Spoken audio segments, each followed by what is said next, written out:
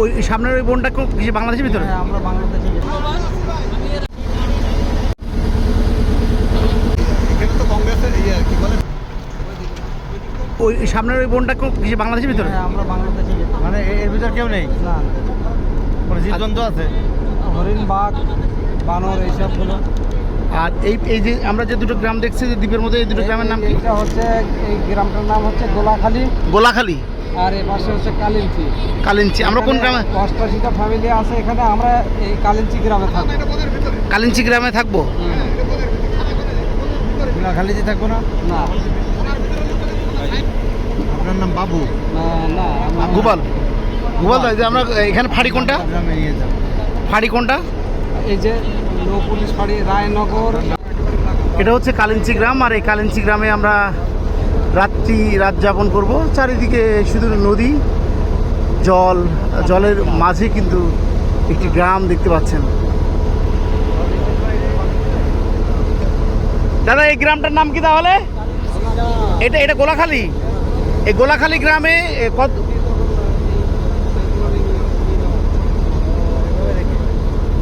এই গ্রামে কেউ আছে এখন? দাদা, এই গোলাখালী গ্রামে কেউ আছে? কতজন ঘর আছে জানেন? 88 জন ফ্যামিলি আছে এই গোলাখালী গ্রামে।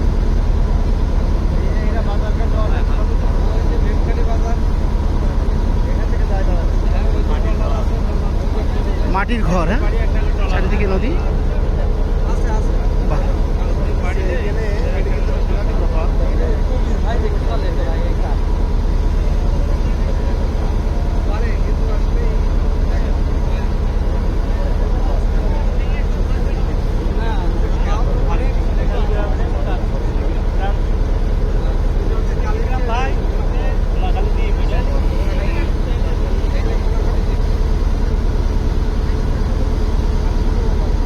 কালিঞ্চি বাম হাতে, এটা গোলাখালী দ্বীপ।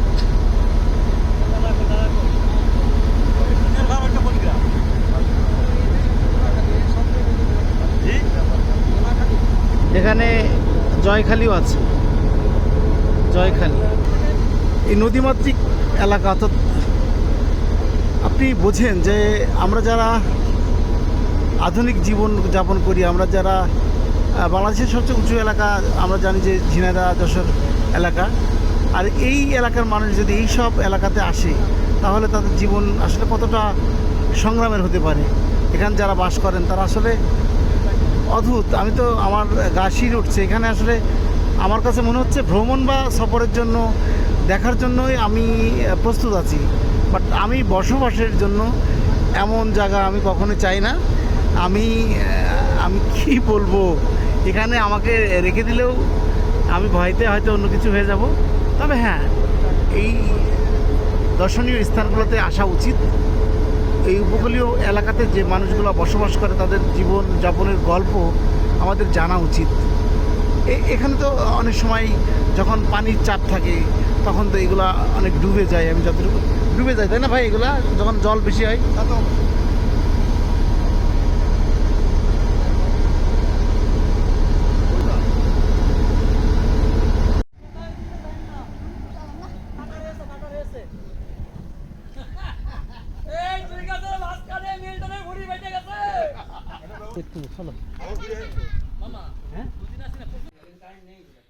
আমরা রাত্রে এখানে থাকবো।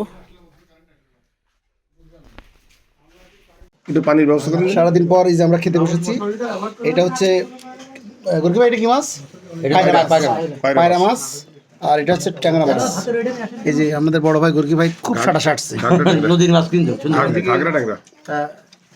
ইসাক ভাই, দেখেন একটু খাবারের মান কেমন? খুবই ভালো, খুবই ভালো, অসাধারণ। আপনার কি অবস্থা? অসাধারণ, অসাধারণ। আরে আপনি তো প্লেট সাবার করে দিয়েছেন। আলহামদুলিল্লাহ। আচ্ছা, আমার প্লেটের অবস্থা যে ভরপুর। এই যে গণমানুষের মাস্টার, জাহিদ মাস্টার। স্যার একটু তাকান, খাবার কেমন বলেন? এই তো স্যারের কিন্তু নাম দিচ্ছি আমি। কি নাম? এটা তো জানিস না? তো স্যার হচ্ছে জৈল জ্ঞানী। কি জ্ঞানী? জৈল জ্ঞানী। জৈল জ্ঞানী, এটাও একটা ভালো নাম। এই অনু, কেমন লাগছে খাবার? সুপার, আপনার বলবেন। ঠিক আছে। স্যার খাবারের মান কেমন? এত বিষয় জ্ঞান রাখে।